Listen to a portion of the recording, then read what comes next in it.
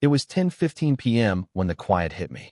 It wasn't the peaceful kind of quiet you know, the one that comes after a long day when the house is settling down for the night. No, this was different. It was that silence you get when you realize something's wrong. Something's off, and you're not sure exactly what, but you just feel it deep in your gut. I was sitting in the living room, scrolling through my phone when it started. That nagging sense of unease. It came out of nowhere. I glanced at the clock. 10:15 p.m. No sound. Nothing.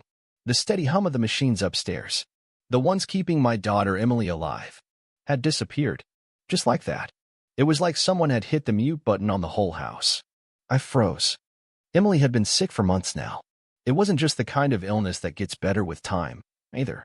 No, her condition was degenerative, and it robbed her of almost everything. Her ability to move. Her ability to talk. And for the last few weeks, it had robbed her ability to breathe on her own too. She was hooked up to a respirator that ran nonstop, 24/7. If it stopped for more than a few seconds, her body couldn't handle it. It would take seconds. Just seconds for her to suffocate. I stood up and started rushing up the stairs, every step feeling heavier than the last. My heart was pounding in my chest. My mind was already racing through all the worst possibilities. When I reached the top of the stairs, I could hear the air conditioning hum in the background, the soft creak of the old house. But no respirator sound. I burst into Emily's room, my eyes scanning for the thing that I knew I should have been hearing. And there it was. Her life support machine. Turned off. No beep. No hum. Nothing. I swear, it felt like the air left my lungs. Her chest was barely rising. Her eyes fluttered. She was gasping, struggling for air, like she couldn't even remember how to breathe on her own. My heart stopped right along with the machine. I don't even remember what happened next. I just remember flying across the room, looking for the power switch, pulling the plug back into the socket. I fumbled with the cord, and my hands were shaking so bad, I thought I was going to break something. Finally, I pressed the button, and the machine sputtered to life. A low hiss came from the respirator, and I saw Emily's chest rise for the first time in what felt like forever. But her eyelids were still heavy. She was barely conscious. I sat down beside her, running my fingers over her forehead, trying to comfort her, trying to soothe my own panic. And that's when I heard the door open behind me. My wife, Sarah, had heard the commotion. Her face went pale when she saw Emily, but she didn't ask questions. She dropped to her knees beside her, whispering Emily's name like she could will her back to full consciousness. The two of us worked in silence for a few minutes, each trying to steady Emily's vitals. But I was boiling on the inside. This wasn't an accident. No way in hell. The plug didn't just come loose. That's when I saw it. The plug was lying on the carpet, a foot away from the power strip. It had been yanked out. Intentionally. And then I knew.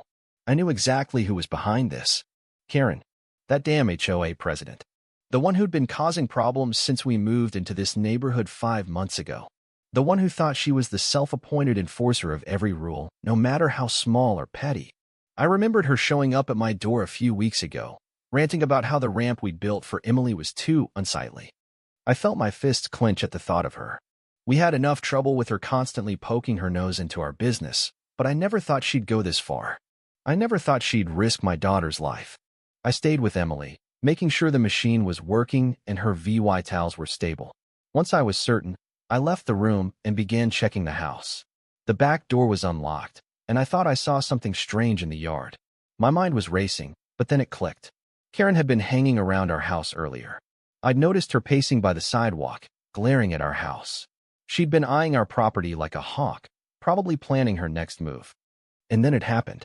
She knocked at the door like nothing was wrong, like I didn't just find my daughter on the brink of death. I opened the door to find Karen standing there, arms crossed, wearing that smug, condescending smile of hers.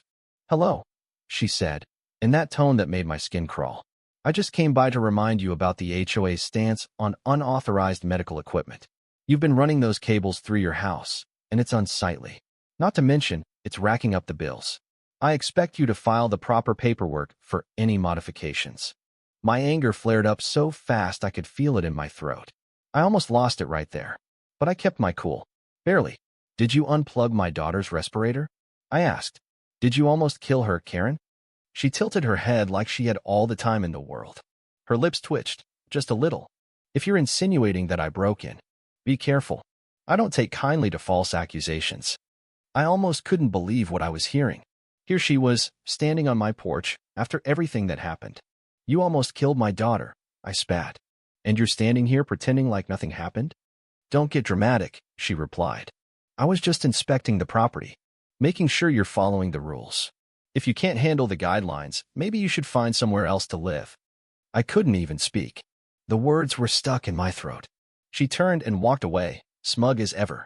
My heart was racing, but I didn't have time to stand there and argue. I ran back upstairs to check on Emily. The worst was over for now, but I wasn't done. Not by a long shot. The next few hours felt like they stretched on for eternity. I made calls to the police, to a lawyer. We set up cameras, locking down every entry point. My wife, Sarah, and I stayed awake all night, waiting for anything to happen. We weren't about to let Karen get away with this. Around 6 o'clock the next evening, things went from bad to worse. Sarah was in the kitchen, and I was upstairs with Emily, checking her feeding pump when I noticed movement outside the window. I looked closer. It was Karen, on our property. Again, I didn't even think. I just ran downstairs, yelling at Sarah to call 911. I was already on my way to the back door. It was slightly ajar.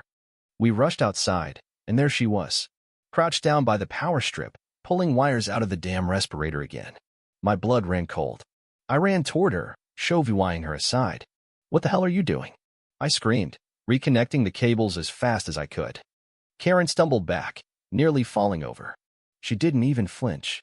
Instead, she looked at me with a sick satisfaction in her eyes, as though she believed she was doing something right. Stop it, I shouted.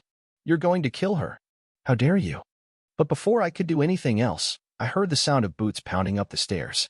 The police had arrived, followed by a full SWAT team. The door flung open, and officers with guns drawn filled the room. Get away from her, they shouted, grabbing Karen by the arms and pulling her away. She resisted, of course, sputtering about how she was just doing her job, enforcing community standards.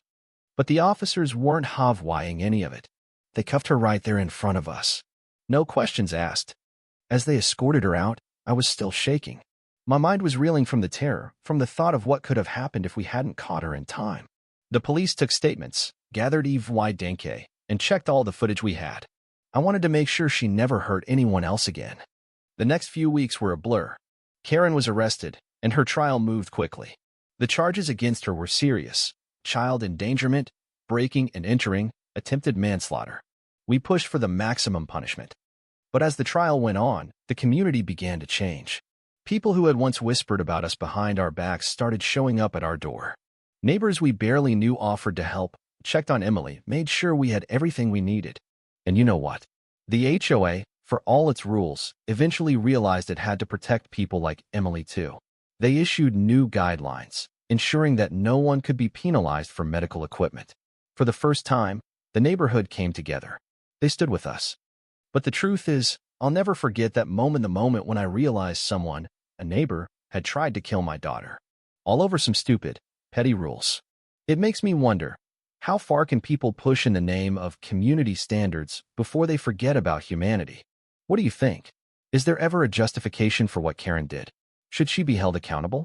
Let me know your thoughts in the comments. Let's talk about this. Share your stories, your opinions.